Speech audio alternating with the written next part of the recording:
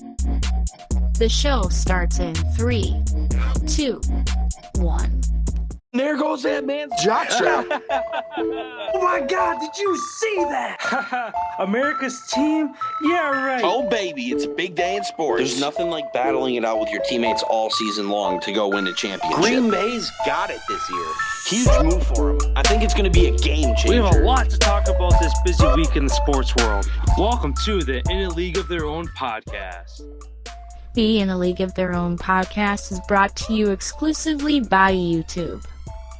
By Golf Kicks. Screw your shoes. By Anchor, the easiest way to make a podcast. By Canadips. And by Streamer Loot. Check out the In a League of Their Own merch line today. Welcome to the show. Here are your hosts, Austin and Collin. Hello, everyone. Welcome to episode 101 of In a League of Their Own podcast. Today's interesting sports fact takes us back to the NFL. For the most passing receptions caught in a rookie season, 101 goes to Anquan Boldin. In 2003, he was ended up drafted by the Arizona Cardinals. In that year, he went on to end up winning NFL Offensive Rookie of the Year. He also was the only rookie named to the Pro Bowl that season.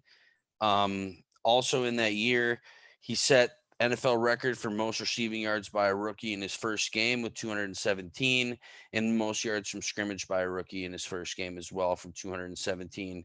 He also holds NFL records for most receptions in the first 26 games of his NFL career with 157. He's also the fastest player in NFL history to 200, 300, 400, and 500 career receptions.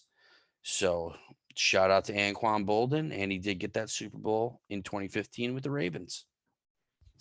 Yeah, I always forget that he started on the Cardinals. Like, as soon as you mentioned Anquan Boldin, I thought of him in a Raiders uniform, but I forgot that kind of his best stint was in Arizona, and kind of his older years when he got his ring, like you said, was in Baltimore. But yeah, he played for the Cardinals, Ravens, Niners, Lions, and the Bills. He was all over the place. And he had a very short career, surprisingly. He only played from 2003 to 2000. I guess that's kind of long. 13 years. I guess that's pretty long for a wide receiver. So, yeah, great career. And he's a Hall of Famer. sounds good. Well, before we jump into our NFL news for the day here, just giving a quick plug to all of our socials, Instagram, TikTok, Twitter. You can find them down in the description link below. You have to click the more button. You'll see all of our partnerships there as well. Otherwise, in the about on our homepage here on YouTube, make sure if you guys are enjoying the content, you hit the subscribe button down in the right corner. That's there in all of our videos, audio episodes, Spotify, Google Podcasts, Apple Podcasts, all that good stuff. You can find us anywhere associated with Anchor. Feel free to give us a good review on there. And don't forget to check out our merch as well, streamerloot.co, also in the description link below on the video. So appreciate it. Let's jump into it here. In the NFL, I guess some kind of injury news that's come out, and some guys who are coming back. One being Tua Tagovailoa. After his week 2 rib injury, fractured ribs, he's practicing for the first time today and is expected to be a go for Sunday. Jacoby Brissett is also dealing with a hamstring injury from last week's game. Both are expected to be available for Sunday. Head coach Mike Flores kind of referred to both of them as if like he might be using both of them to where he might not give Tua 100% of the reps, depending on maybe the pain tolerance, which I guess is what it's come down to now. He says he's good to go. It's just a matter of pain tolerance at this point. So it'll be interesting to see if we see kind of a dual QB threat going forward down in Miami. Yeah, and then also sticking with QBs, Justin Fields came out and said he'll be okay to play Green Bay this weekend. That's going to be an interesting game, especially if he's not 100%. He can end up taking a beating back there. Yeah, especially with Jalen Smith. He's on pace to make his Green Bay debut. So I'm sure he's going to be excited to try to make a difference on defense. Yeah, absolutely. And then if things couldn't get any worse for MCDC's Detroit Lions, center Frank Ragnow is to have season-ending toe surgery. So that's a big loss under center there. That's a big spot to fill. Yeah, already on a line that's beat up. I know Penei Sewell, their first round pick. I don't know if he's missed any games, but I know he's been on and off the IR report as questionable, usually early on in the week, dealing with something. So yeah, center is the QB of your offensive line, who kind of has all the checks. He obviously is supposed to know the count, all that good stuff. So yeah, 0-5 Lions take another hit there. Yeah, and then two QBs that are expected to play Sunday. QB Joe Burrow is on voice rest after his throat contusion. He is expected to play Sunday against the Detroit Lions. And then New York Giants Daniel Jones is on track if he can get past that concussion protocol, but he's on track to play Sunday. So, that's huge for the Giants to not lose your starting quarterback when you desperately need wins to stay somewhat competitive in that NFC East. Yeah, again, the concussion protocol is always a touchy thing where, it's a couple days you're out, it's a couple weeks you're out. I can't remember who their backup was that came in when Jones went out this past week, but obviously Saquon too, dealing with his ankle injury. There's a lot of missing pieces that are starting to kind of happen on that Giants team right now. Was it Mike Glennon? Oh yeah, it was Glennon. That's right. Who's been all over the NFL. Mm-hmm. But yeah, this weekend's definitely going to have some interesting games on their hands with teams winning and losing last weekend. Heartbreaks continue for some teams, and then some teams look like they're catching fire right now. Yeah, and then last bit of injury news I had here was that Arizona Cardinals could be without linebacker Chandler Jones, who's been on a tear this year so far, as he tested positive for COVID yesterday. He is vaccinated, so if asymptomatic, he will have to show 2 negative tests 24 hours apart before Sunday. So I think tomorrow is when he can take his first test. And then obviously, if he were to fail that, he'd have to have back-to-back negative tests Friday and Saturday to be able to play Sunday. So, a Cardinals team that's, again, one of those teams you mentioned being on fire, the only undefeated team in the NFL right now. You lose a big piece of your defense if you can't play. Yeah, but hopefully that whole team, is on the same page as far as getting vaccinated. They've never had any news coming out about people not being vaccinated or any problems in that organization. So I feel like there's enough time between now and Sunday for him to get the test done and be able to play. However, the Eagles kind of are in trouble as tight end Dallas Goedert also tested positive yesterday,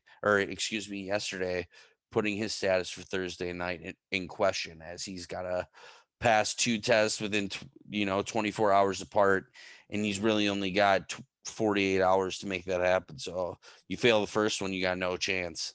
Yeah, at this or point, if it's not before 7:00 whenever kickoff is too, so kind of are a little bit rushed. Yeah, and obviously Dallas Goedert kind of taking over the role of Zach Ertz in that tight end group. Zach Ertz has been quiet. I know his whole offseason drama of him might be getting moved somewhere else in the league. He stays in Philly and he's been quiet, hasn't really done anything. And Dallas Goedert has been a solid target for Jalen Hurts. So against the Bucks tomorrow night, that's going to be a big loss for the Eagles if they can't have him. Yeah, and then we could just recap the game on Monday night really quick here. Colts take an early lead. Ravens look like they're really struggling. And whatever happened at halftime or late or into the third quarter was just, I fell asleep when the Colts were up. And then all of a sudden I woke up the next morning and it was Lamar pulls off the craziest comeback in NFL history, and I was like, oh my God, I got to go rewatch this. And after watching it, one of the most incredible individual performances I feel we'll see in a game in a long time. He had 504 of their team's 539 total yards. Mm-hmm. Like he beat the Colts by himself. Like it, obviously throwing those touchdowns too, but unbelievable. Yeah, as you mentioned, over 500 yards of offense just from him for the night. 442 through the air, 62 on the ground. Again, those 4 touchdowns, including the one to tie the game, as well as the one to Hollywood Brown to win the game in overtime. And then on the flip side of that, Colts fall to 1-4. Wentz had a 400-yard outing himself, looked really good. It's just that Colts defense couldn't hold together. The Colts defense has been the heart and soul of that team. When the offense has gone through their ruts, they lean on the defense. The defense sold out on them Monday night. Again, only having, was it 3 points in the second half? There was 22-9, 22-9 going into halftime. And then they go up to 25-9. Ravens down 19 at one point, down 16 in the fourth quarter. The Colts were undefeated. I can't remember what the record is, 184-0 when leading by 16 in the fourth quarter. They take their first loss in that statistic Monday night. So, I mean, Colts are 1-4. Tough spot for them to be, as the Titans are 3-2, so they're 2 games behind there. But and just think if that fumble by Lamar that was pitched ended up being a touchdown called back. And on that play, I guess I didn't really understand the ruling, because they said it's where the player touches the ball. But when he pitched it, it hit the guy in the face mask and then bounced forward like a yard before he caught it. And it's like he touched it technically behind him when it hit his helmet. He finally had possession. So I kind of didn't understand the calling on that. But what an incredible game. Lamar Jackson, he's the reason that every single defense in the league fears playing the Baltimore Ravens. And it seems like maybe this season he's kind of, I don't know, it seems like he's been a way better passer this year than previous years, and not doing, yes, he's still running, but it's only like he's running when he needs to instead of trying to look for the run first. It's like he's trusting his arm a little bit more in his camaraderie with his receivers, especially having Hollywood Brown there now. I think this is his 3rd year with the Ravens. Those core group that he has been with him, they've had the same receivers. You know, they haven't had a lot of juggling of people in and out. So I feel like they're starting to gel, and that's why you saw that offense pull a tremendous comeback. And that defense, shout out to the defense for not allowing any points besides that field goal. Yeah, again, with Wentz 400 yards to the air, Jonathan Taylor had a big night too, over 100 yards from scrimmage with a touchdown on the ground and through the air, that long screen pass. Again, Colts are in a tough spot at 1-4, but I mean, if they can kind of build off what they did Monday night in the first half, they could come right back in that AFC South. Again, the only team that they're really competing with is the Titans. So yeah, sucks for the Colts to be where they're at, but if they can, again, focus on the positives and not what happened in the second half of that game, they could turn things around there. There's a lot of games. There's a lot of season left. And for Colts fans, I'd take Monday night's game. Yeah, you ended up losing, but take that win, like you stated, in the first half with that offense. Finally looking like it's coming around. Wentz healthy. You're going to get Nelson back at some point on that offensive line, which is going to help even more.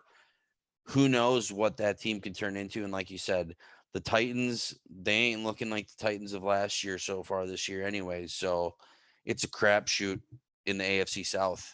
Yeah,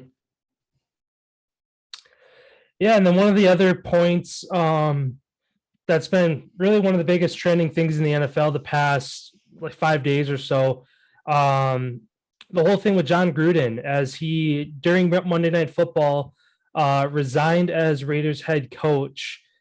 He met with Raiders owner Mark Davis and decided to part ways after the emails that came out as far as his racial remarks toward the NFLPA rep there.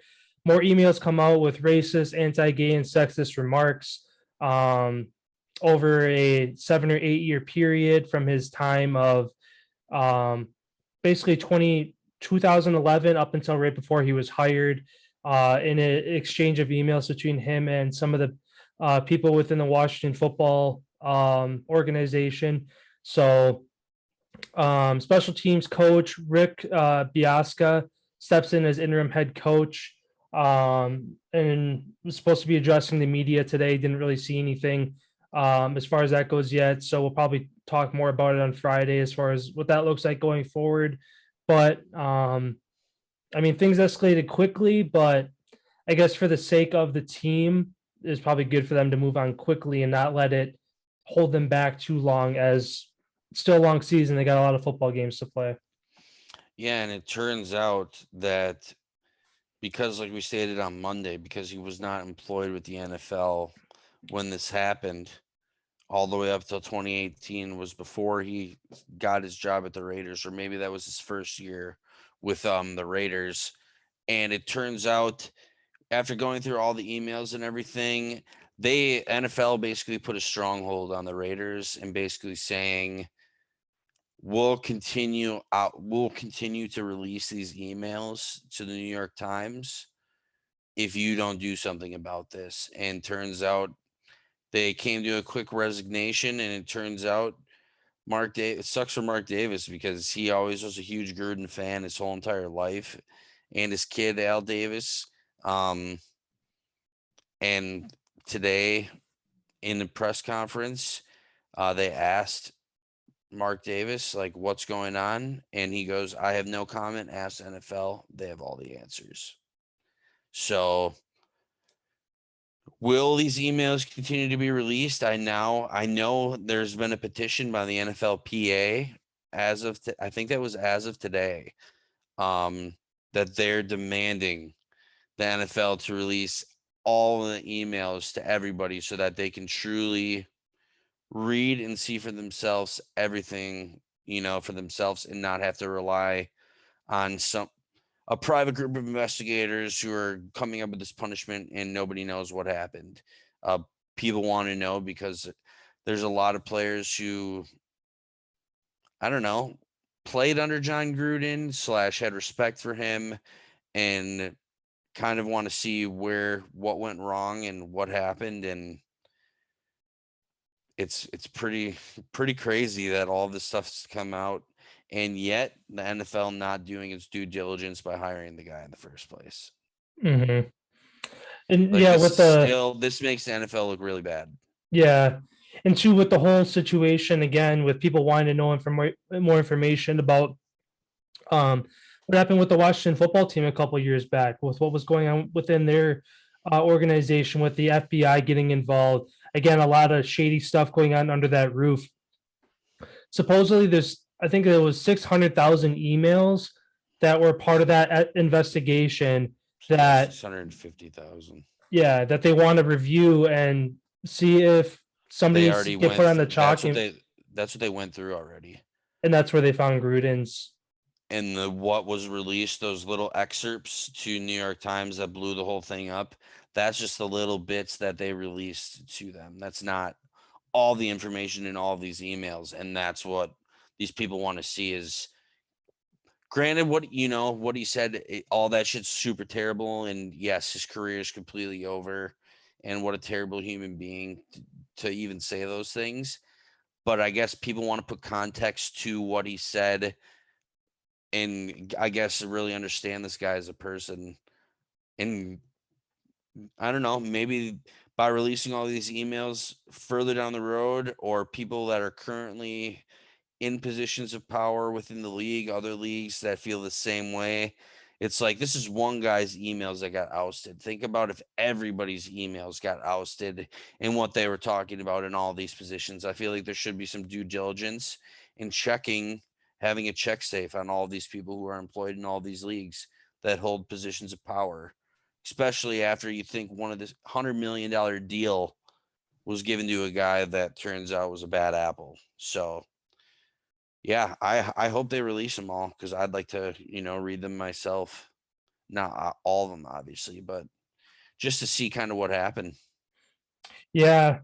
I mean, it's gonna open a can of worms as to maybe other coaches get thrown into the mix too, as far as things they've said, and I Players. know players as well. And I know that a reporter, a very credible reporter, Adam Schefter, is kind of on thin ice with this whole thing too, as he has access to a lot of information, usually things on the hour, sometimes within 10-15 minutes of them happening. Adam Schefter is on the TV screen on ESPN or NFL Network, whatever it might be, to say whatever he found.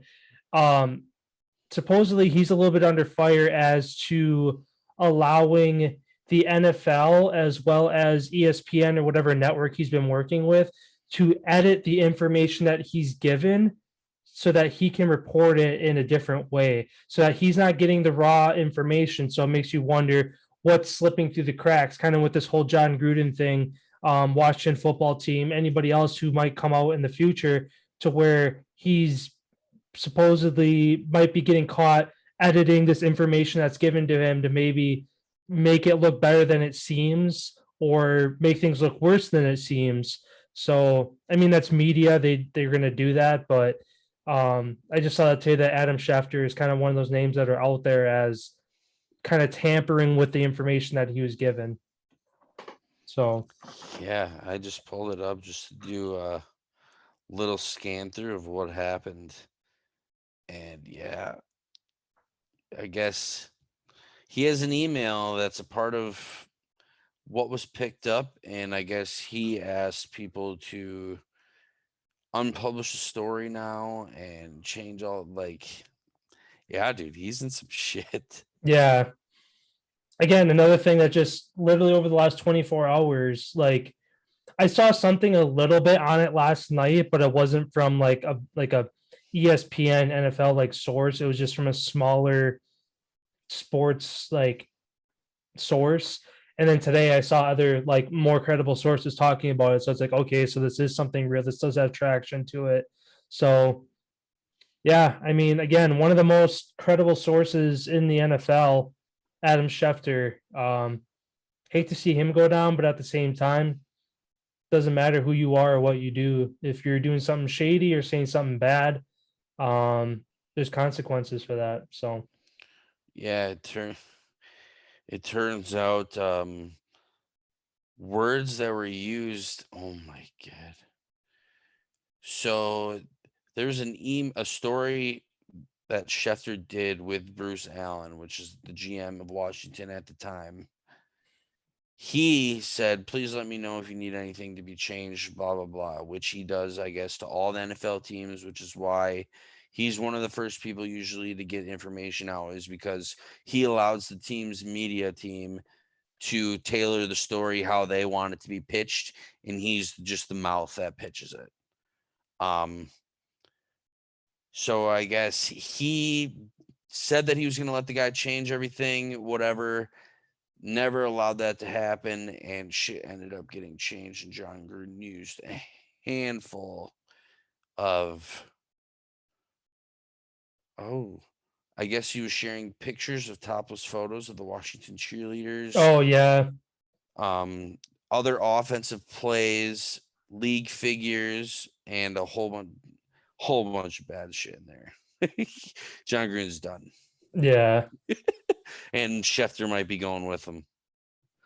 Yeah, I mean, like you said, he is the mouth, but because he allows the teams to twist it however they want for the media, if Schefter sees, oh, I see why they're changing it, they want to cover this up, I'll let it slide.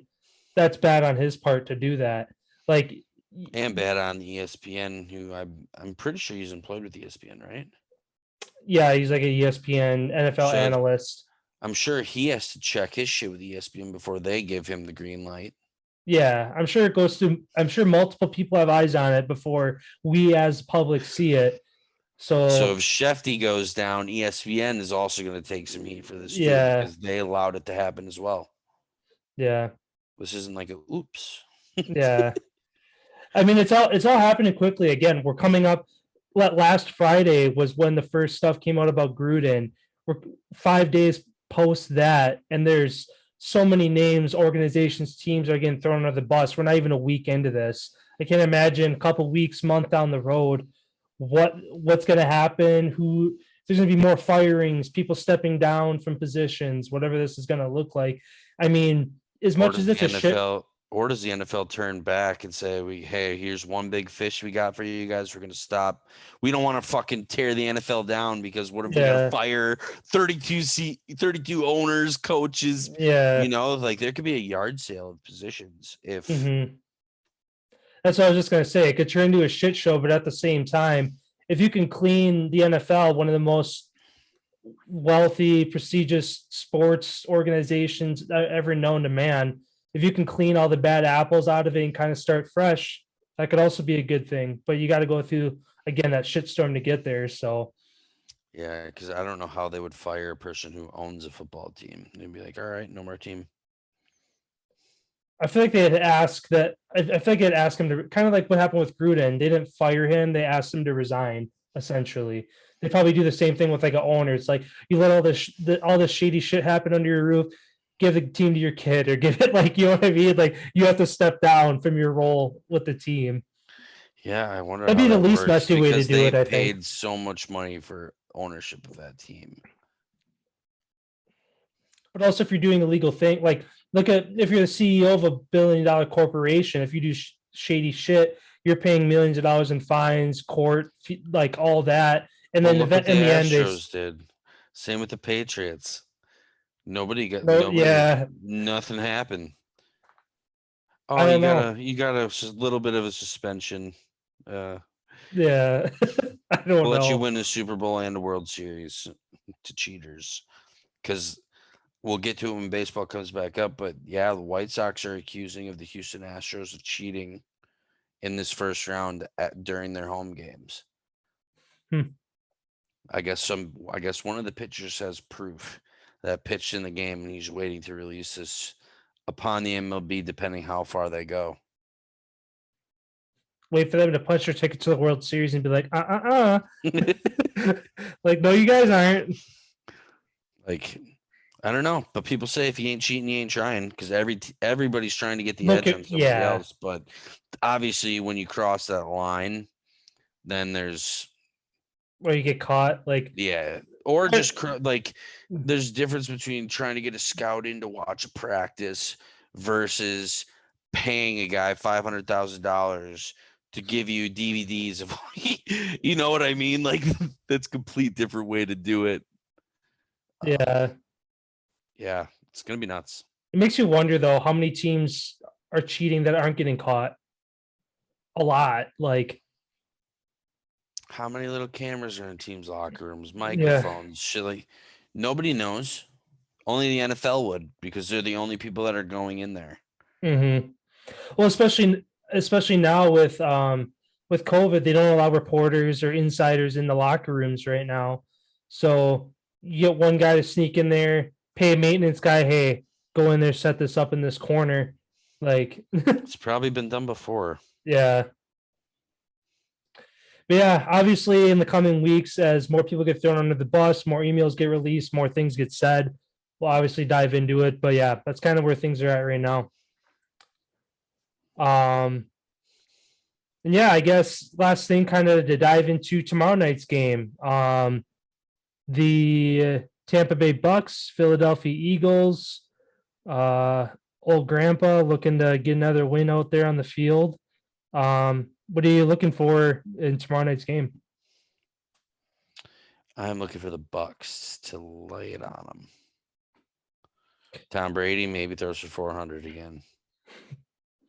Yeah. Again, the Eagles team, as we've said multiple times, hasn't been the same since they won a Super Bowl. A lot of moving pieces, new coach, new quarterback, defense isn't the same. I'm with you on that. Although the Eagles are at home, so they have that slightly going for them. I got Bucks winning 34-24 final in Philly.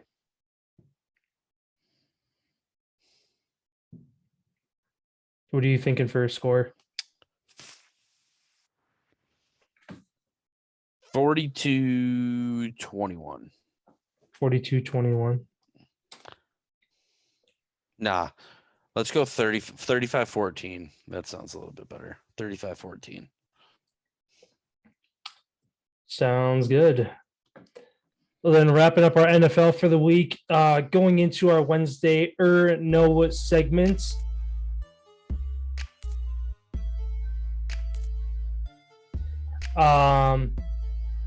I guess sticking with the NFL, so wrapping it up, but also not wrapping it up. I got a handful of questions here for you in regards to we're post week 5, about to start week 6. Just some questions about the status of teams and kind of what you're feeling moving forward. Cardinals, only remaining undefeated team, 5-0. Do they stay undefeated on the year? I'm going to say yeah. They're going to tie the Dolphins record. Sounds good. Going to the flip side of it, Jags and Lions are both 0-5. Who goes winless, if not both?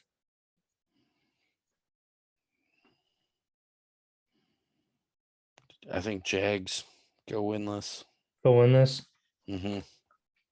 So they're going to, which means a break. Because they're at 21. Actually, just kidding. Just kidding. Both teams get a win. Okay. I think the Jags are going to beat the Dolphins this weekend. Sounds good. Preseason expectations were that for the first time, the whole division, NFC West might make the playoffs. Do you still see that happening? Cardinals, Rams, Seahawks, Niners all making the playoffs. No. Who do you think out of those 4 make it?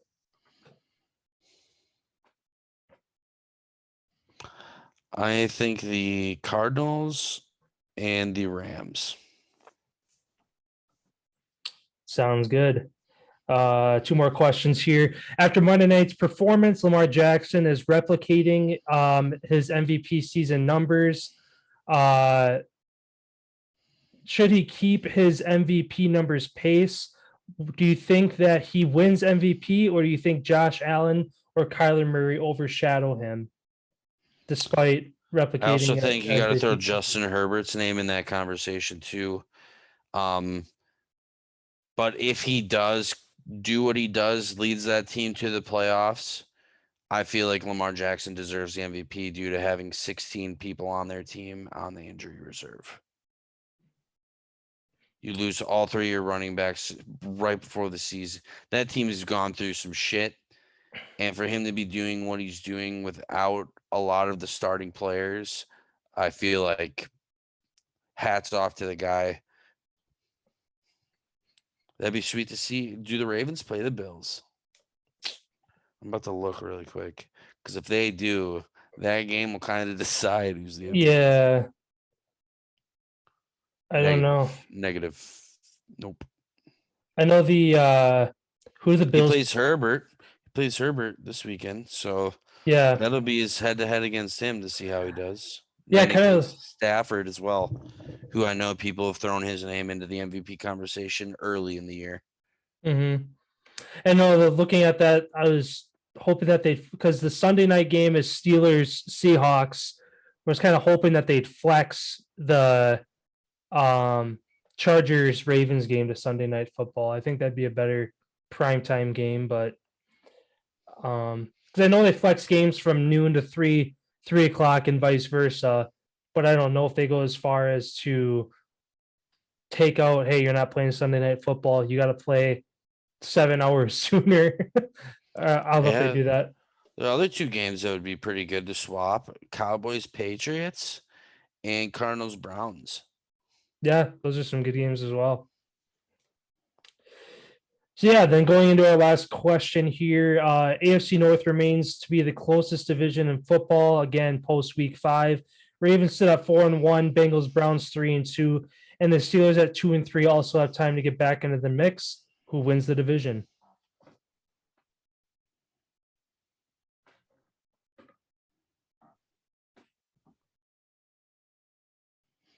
That's a great question.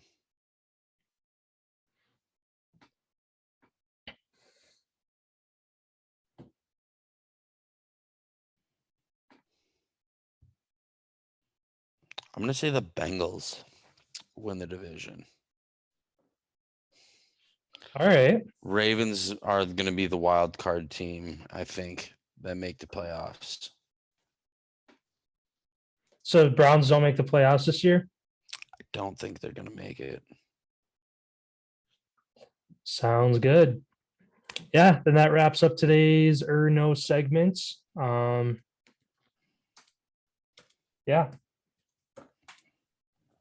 Going in then to some NBA news.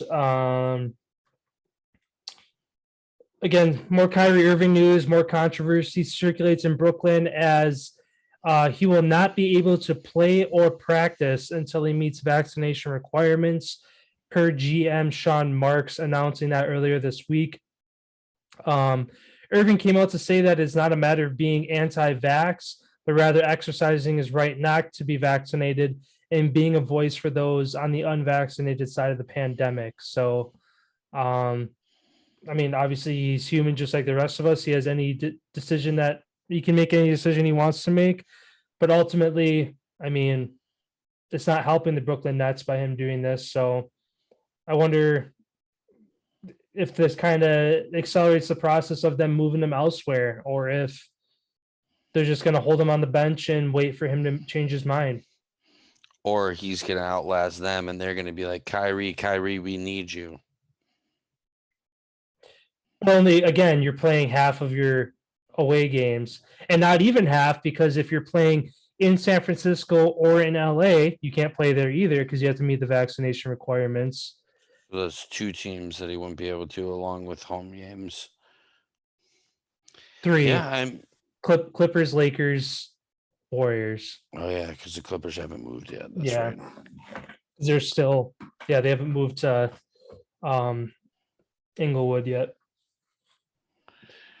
Yeah, I don't know how this is gonna go. But I personally think that that's pretty cool that he's exercising his right and choosing being a role model more than just being a basketball player.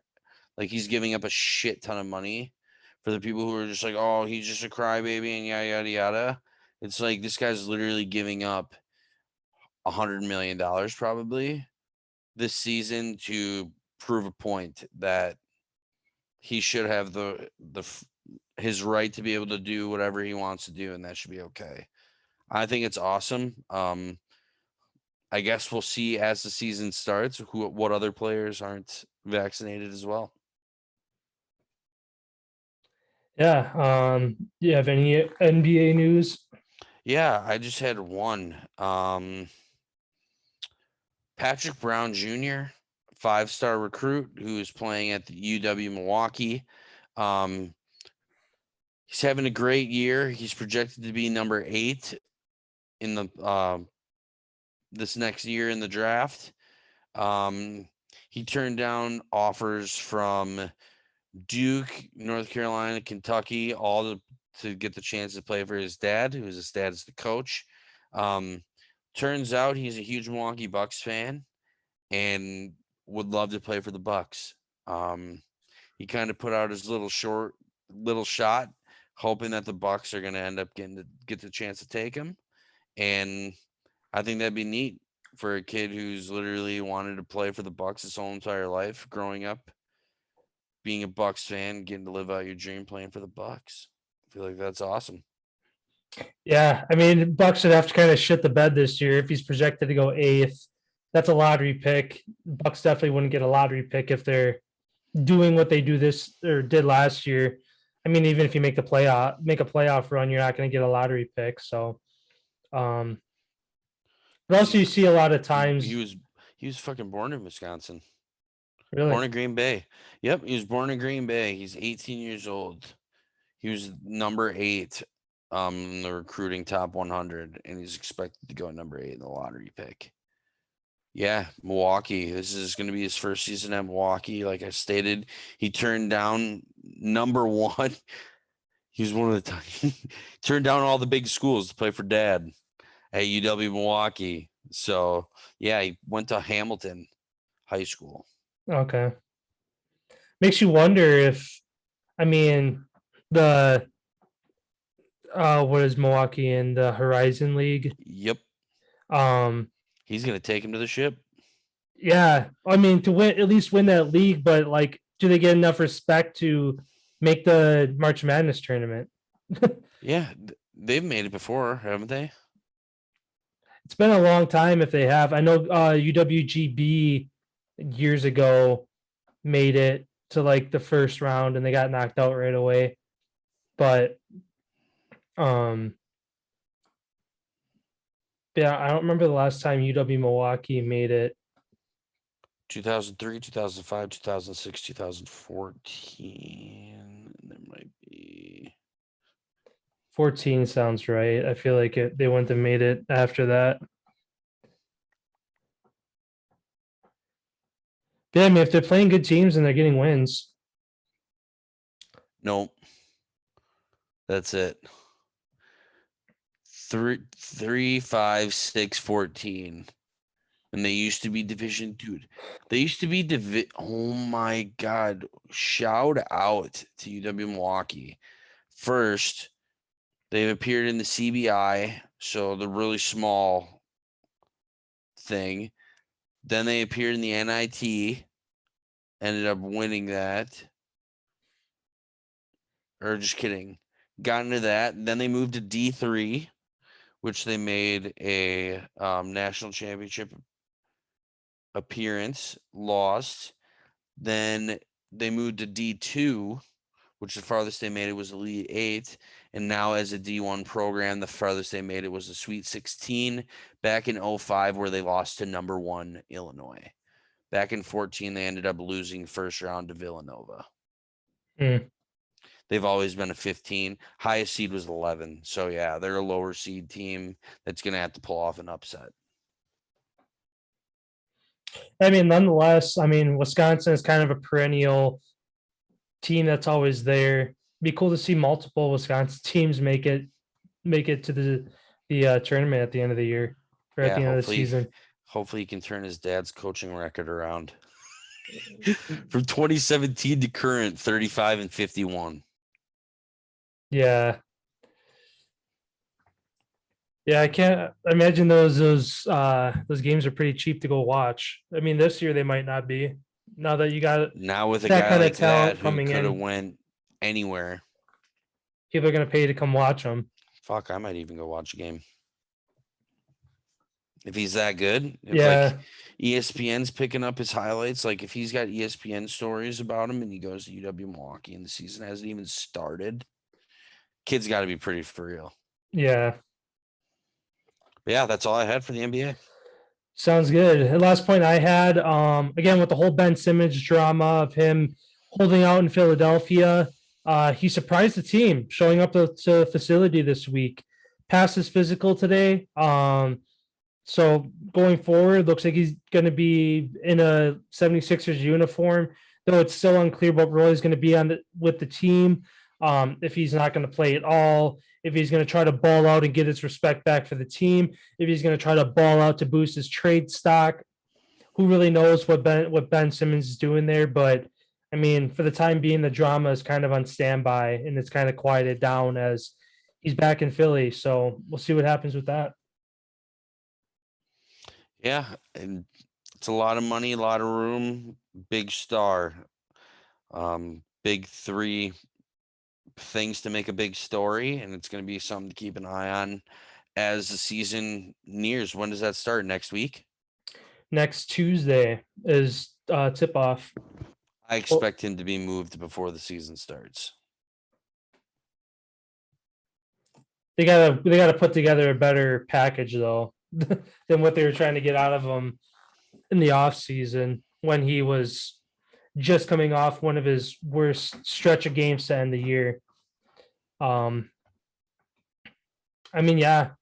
Again, you write them out. Wait till somebody on a team gets injured, and they're desperate for a guard. I mean, injuries are evident. Um, they're gonna happen. So, yeah, it'll be interesting to see what happens there. I guess before jumping into baseball, quick heading over to the college football world for a couple things. Um, Oklahoma head coach Lincoln Riley has yet to name a starting QB for this week's game against TCU. Who do you think should get the nod? Spencer Rattler, Caleb Williams? Spencer's going to start, but if any signs of struggle, they're going to the freshman. Yeah, I mean, that's what they did this past weekend. Rattler couldn't get the ball down the field, fumble the snap. Caleb Williams comes in, gets him the W. So, yeah, I think it's kind of the same thing where it obviously kills Rattler's confidence if you just completely take him out. But you got to win football games. So like you said, if he's struggling, you got to make the switch. And just like they did in the game, they brought him back in for the 2-point conversion, which was a huge play in the game, if not the biggest play in the game.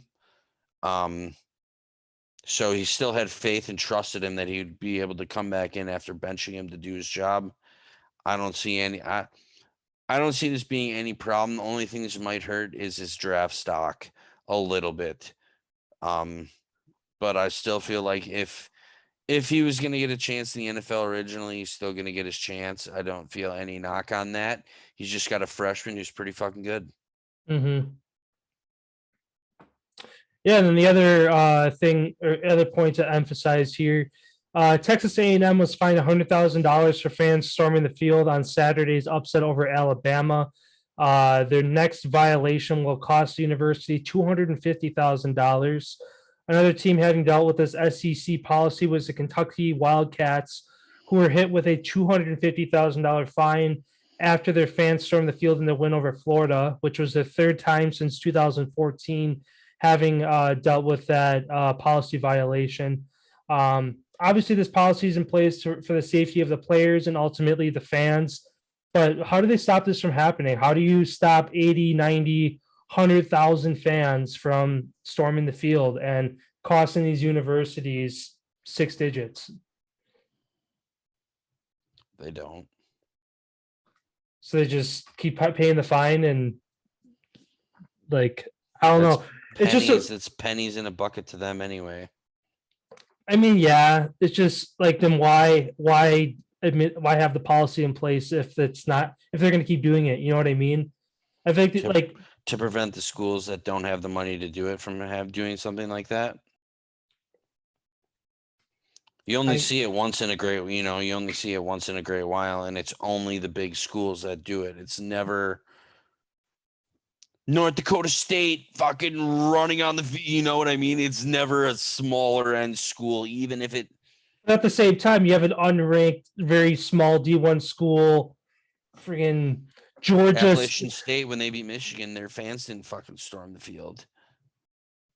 Oh, yeah, I guess. It's like there's small schools aren't going to do it because I guarantee you. I don't know. The only way I think that maybe they could do it is put a netting up around the whole entire field. But spectators would be pissed having to stare through the netting the whole entire time, yada, yada, yada. So then that ain't going to happen. Otherwise, you have drones that take picture of every single person. And I don't know, if they're a student, you revoke their scholarship, you fucking give them a huge fine, something. But unless the police are arresting people, which obviously they're not, because the police aren't even going to get in the middle of a mosh pit. Mm-hmm. Yeah, I feel like they ain't going to do nothing about it. I mean, the only way I could see is you beef up the security come the end of a game, like when you know it's close like that, where you have more police officers, you have more stadium security, where instead of every 10 yards, you have them a couple feet away from each other and just create a. University's paying for that too, though. Yeah, but that's a lot less than $100,000. Yeah, but just think one of those people steals one of those weapons from a police officer or taser. Yeah. Oh, I just think it's done. Like, I think it's cool. Like, I love like rushing the field. Like, that's an awesome thing to see. Yeah, it can be dangerous. Yeah, I never would go out there. Yeah, I could put the players and like coaches at risk of you don't know what these people have rushing the field. They could come shank somebody and Well, there's metal detectors that you walk through at all the stadiums and stuff. But yeah, if you can get it yeah, past but that, you could break off a toothbrush and sharpen it. Like, you know what I mean? That's gonna make it through. Like, and if somebody wants to hurt somebody, they can get a weapon in there. Like, I don't know. It's weird how like lopsided it is where it's like they allow it to happen, but yet the university is just like, we don't care, we'll pay the fine. So it's like don't have the policy if like you don't care that they're gonna break it. I guess is kind of what I'm getting at. But well, the NCAA cares. The universities don't give a shit because they have so much money that they can keep paying it over and over and over. yeah, well, it's the SEC policy because like looking at the Oklahoma game when they stormed the field, Big 12 didn't find Oklahoma for that happening. This is just an SEC thing. Where all the huge superstar football players play. That's true. So I guess SEC, because how much $1 million more they have. They could fund. I feel like they have more money than all the other conferences tenfold. Yeah. I don't know. It was just something interesting to bring up. I saw it was on here and it was like, I don't know. It's just funny, but yeah, then going over into MLB again, postseason underway here. 3 teams have punched their ticket to the league championship. Red Sox edged the Rays Monday with a 6-5 win. Yesterday, the Astros bounced back with a 10-1 win to advance to their 5th straight ALCS. Cheaters. And on the NL side, the Braves knock out the Brewers 5-4, thanks to a solo shot from Freddie Freeman in the bottom of the 8th. First postseason home run that Mr. Josh Hader's ever given up. Came at a bad time. So that was a bad pitch. Yeah. Yeah, I mean, Brewer season's over. Again, another season that comes short. A lot of aspirations and looking like a good team down the stretch. Hit shit the bed right before the playoffs. Mm-hmm.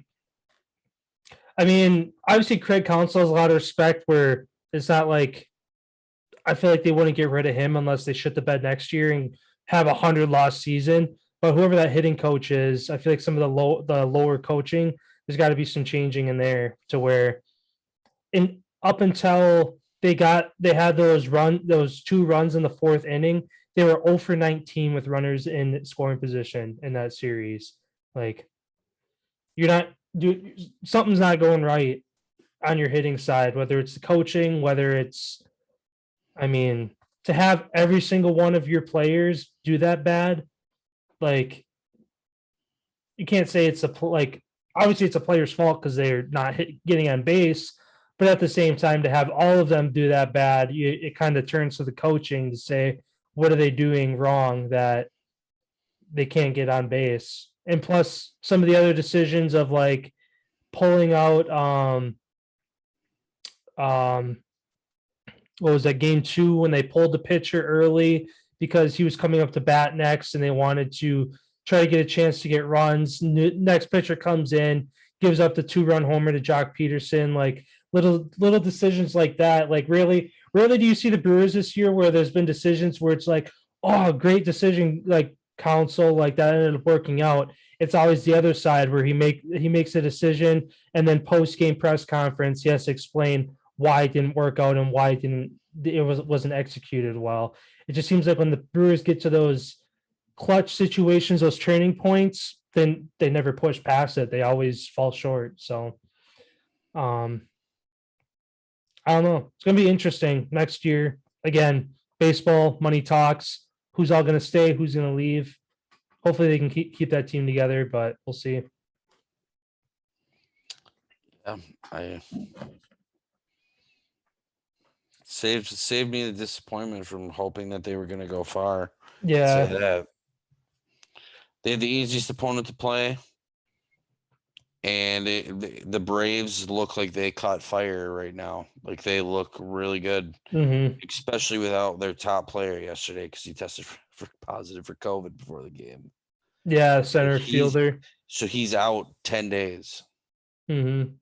So yeah, and they have a lot of injuries. They had Acuna go down with his ACL. They had one of their ace pitchers go down.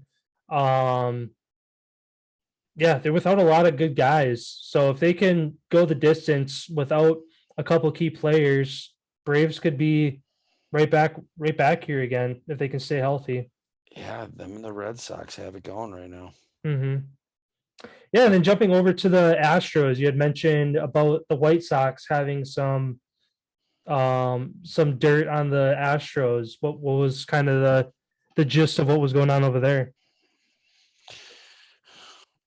So basically, what happened was here. Let me pull it up to see which pitcher it was that said this. So I want to be correct in doing this. So when the White Sox ended up winning 12-6 Game 3 in Chicago, they were completely stumped over their first two games. The Houston dominated them at home. Then who was it? Ryan Tepera is the guy that came out and said this and said, when you play over at Minute Maid Park, they're doing something different over there. That's a little different. It shows you how many swings and misses they had tonight compared to back at home. They obviously have a reputation of doing some sketchy ass shit. And there's no he said that he has something up his sleeve. He hasn't played it yet, whatever it is, whether he has it on video or talk to a guy that maybe mentioned something, but they had 20 hits in their first two games, and then their first game that they had in Chicago's field, they only had 4. So we'll see what happens if the MLB even does any investigating, because so far they haven't said that they're even looking into anything. It's just speculation from Chicago, and especially now they got beat. Does this prompt the MLB for checking to see if they're doing something again, or what do you think happens with this whole thing? I mean, it's ballsy as it is, just like the Astros even try to do something with all eyes on them, getting boos, getting just the entire baseball world on them for what came out from their World Series a couple years back, and just that whole season with cheating. I mean, if they obviously you lose in lopsided ways, you're going to look at the other team like, okay, what are they doing different? How come they're beating our ass this bad? And obviously, because of their history of cheating, obviously that's where a lot of heads are going to go is, oh, they're doing some cheating again. Let's try to figure it out. So, I mean, if that White Sox player does have something that has proof, I guess good for him. But if it's all just speculation and they're just salty that they lost and that, oh, they cheated before, so they're probably cheating again, that's not enough to go off of. Yeah, it looks like it is speculation. Dusty Bakers came out and said, excuse me, I didn't even know who this guy was until we played the White Sox. So it's not even it's just a guy in the bullpen, he doesn't even play? Or he's a relief pitcher. Oh. And then he also said, you better, before you accuse me, you guys need to look at yourself. He goes, take a look at the stats. We're actually better on the road than we are at home as far as numbers come. So.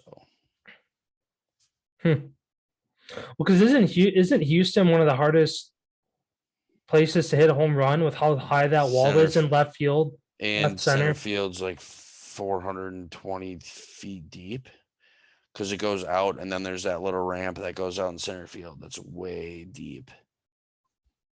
Yeah. Yeah, I don't know.